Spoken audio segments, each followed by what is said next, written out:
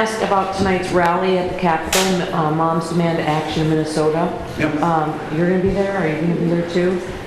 Both of you maybe talk about why you're there and what you hope that... Yeah, and certainly again, I recognize, and someone mentioned this again, they said, we don't want to be cynical, but why is this different? Again, I would argue that that's not cynical, that's just how a rational human thinks, because I think we all said this after Columbine, we said it after Parkland, we said it after Pulse, we said it after Las Vegas, that something was going to happen. The thing that I do believe, though, is the grassroots organizing effort and more of a counterweight that's out there on reasonable decisions has now entered to the point where the elected officials, and again, I don't want to pass judgment on people where their heart is on this, because if you were not heartbroken and horrified, but those standard set of talking points that usually went out to kind of deflect and move on, the Moms Demand Action, the Everytowns, my friend and Lieutenant Governor's friend Gabby Giffords, and some of what Mark they did was change that conversation. So we want to be there tonight to make the case, and I am making this case. Governor Mike DeWine called for extreme protective order, red flag, and background checks. President Trump called for those things. Arizona passed them. Florida passed them. Many of you were writing all last session when specifically members of the GOP in the Senate of Minnesota called those things extreme measures to take freedoms. I just want to be very clear. There is one island of resistance, and that is the Minnesota Republican Senate, on having a conversation. Because again, I keep hearing about, and my patience is running thin on the demonization of mental health, and I can talk more about that tonight. They keep talking about that this is complex, we need to get the root of it, and every single one of them stopped research into it. Every single one of them wouldn't let the CDC do this, and every single one of them stopped hearings where maybe the University of Minnesota, maybe we could have allocated some grant money over to the University of Minnesota to understand. Are we seeing this? You don't get to just come up and say that households that have guns are safer or not. We have data that starts to show these things, but we've been thwarted. So my frustration is the attempt to keep ramming talking points into a very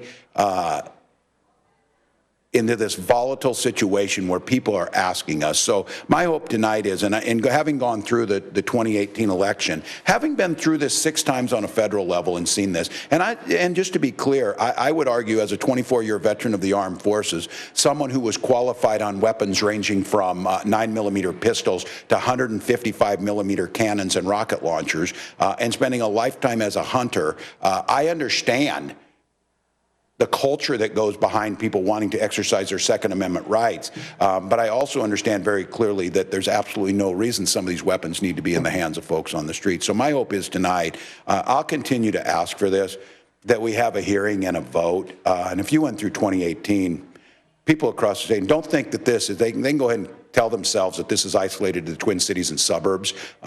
It's in Winona, it's in Worthington.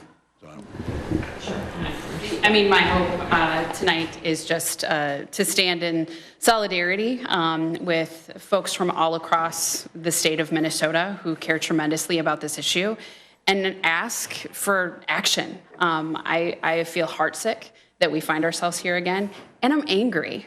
And I hope that we're able to harness that energy and that anger into turning the curve on this incredibly important issue for universal background checks and red flag legislation. Those are 2 really easy things that we can do that will help turn the curve on gun violence.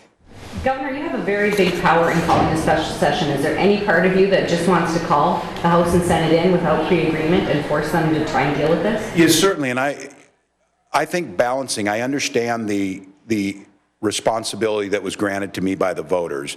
I take seriously my constitutionally ascribed powers that we have. I am one that feel very strongly that the executive branch needs to be very judicious in how they exercise unilateral power, because I think you want to build the coalition both to make it lasting statutory law, but also to have people involved. But My patience, as like the Lieutenant Governor said, is running thin. It's clear they don't want to lead. In fact, I think many of them would just rather have me do it so they could blame me and not have to talk about it. I think there's probably private conversations going on. They wish the governor would do it so this would go away for them. It's not going to be that easy. And I'm sick and tired of demonizing people with mental health care. I saw this in the VA, and I watched what happens when we do this. The minute we started tying gun ownership to mental health, what we saw was a drop-off in appointments and a ramp-up in suicides. So keep demonizing people who are 10 times more likely to be victims of violence than perpetrate it, who actually have less violence amongst people with identified and people who go in to seek mental health treatment than general public does. That needs to end right now, because this guy down in Texas thought about it, planned it. The guy wore earplugs so that it wouldn't hurt his ears. That is someone, the evilness or the intent of what they did, but it was rationally thought out. And to try and just paint this as a mental health issue where someone's dealing with it, that simply has to stop. And that's a cop-out, because we know that the one variable that goes amongst all nations in the world, other nations have the same amount of mental health issues as we have. All of the rest of the variables are constant except for one: the proliferation of guns, especially those that are high capacity. You think about this. This is amazing to me. The police in Ohio responded in 54 seconds to do this. 54 seconds. There is no scenario in police training that would have you assess the situation, understand where the gunfire is coming from, go in there and have them take this person down. That is a best case scenario, and that person did the damage that they did and took those lives. So we're going to push hard. And yes, I think, Mary, I would just be candid with you. I'm being very frustrated. I'm trying to ask them to do this. I'm trying to do this judiciously and say, I get it that maybe you don't think this is it. And I've been very clear. The Lieutenant Governor and I are the advocates that will be there tonight. We don't think by passing these two pieces of legislation that we'll eliminate all, but we do know statistically that we will reduce them. And I have come and will continue to state it. If we save one life doing this, that's the right thing, because nothing we're proposing is going to infringe on the Second Amendment rights of lawful people to buy firearms. And so, I hope the story gets out there. Arizona, supermajority Republican House and Senate, most conservative governor in the country, passed red flags and background check loopholes closed.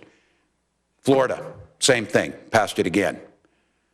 Governor DeWine in Ohio, with the Republican Senate, Republican House, has proposed doing red flag legislation. And all last sessions, you wrote about how extreme Governor Walz and Lieutenant Governor Flanagan's proposals are on doing the very same, almost to the word, piece of legislation. So, yeah, again. Special session yet? No, the other piece of advice I got from past governors was be very clear that to have an end game in sight, do not call an open-ended special session because of what come out of that. But I'm certainly think if they want to get things done, you hear me talking about this, we've got some ideas on DHS maybe they want to talk about. We want to fix the insulin and we want to fix guns. If there was a clear-cut agenda and we had an end state on this, we're willing to do it because, again, I think all of you know this. It's horrible, the world we live in, that we're just waiting, not the if, but the when one of these happens again.